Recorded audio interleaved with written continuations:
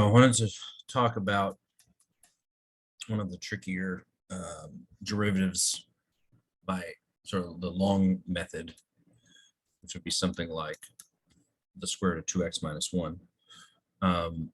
So if we take f of x plus h minus f of x over h, limit as h goes to 0, I'm going to stick in x plus h and x into here, put it on top, square root of 2x plus h minus 1 minus square root of 2x minus 1 all over h. And so then the magical trick here is to multiply by the conjugate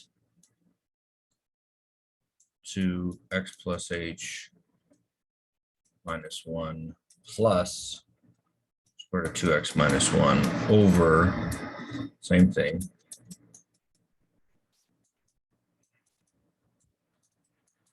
okay. So then what happens on top? You got a minus b times a plus b, so you're going to have a squared minus b squared. Be careful here with the minus because we're going to need to distribute that, but basically we have 2x plus h minus 1, that's this times this, and then we have minus, and then I'm going to use parentheses to keep track of 2x minus 1. That's the square root of 2x minus 1 times the square root of 2x minus 1. So that's coming from that term. On the bottom, I'm just going to have h times 2x plus h minus 1 plus square root of 2x minus 1. Okay. So this is where everything starts cleaning up, right? We got our minus this. So this is going to be minus 2x plus 1. I could distribute this 2x plus 2h minus 1. And you can see I've got this going away. This is going away. So I have 2h on the top. And that's miraculous because I have an h on the bottom that needs to be canceled in order to be able to substitute. Think about substituting. H is 0. And this is now cleaning up nicely. H is gone. I got a 2 on top.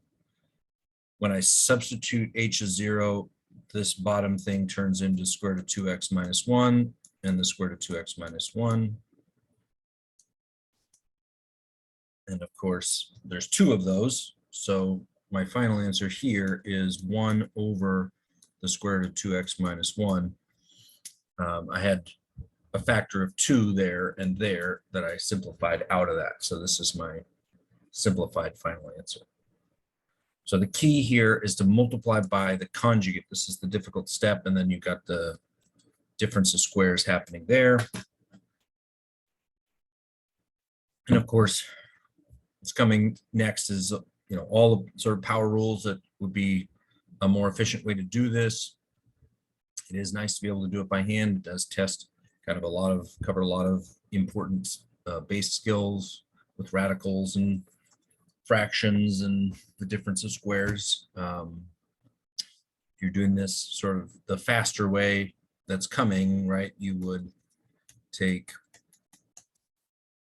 this and rewrite it as a power, 2x minus 1 to the 1/2. Then when I take the derivative of that, 1/2 comes down. I drop this power by a half, so a half minus 1 equals negative 1/2. And I have to take the derivative of the inside part. So that's d by dx of 2x minus 1. And that's just a factor of 2. So that's why there's a 2.5 simplification factor. And this can be rewritten as the square root of 2x minus 1, but on the bottom because it's negative 1/2. So there's that. And I end up with this. So, that in and of itself is not necessarily the easiest derivative to take because there's some fractional powers that you got to kind of wrap your head around. And also the chain rule applies here because the inside part of this does not have a derivative of 1. So you definitely have to keep that in mind. It's easy to forget that. All right. Hope that helps. Give me more questions.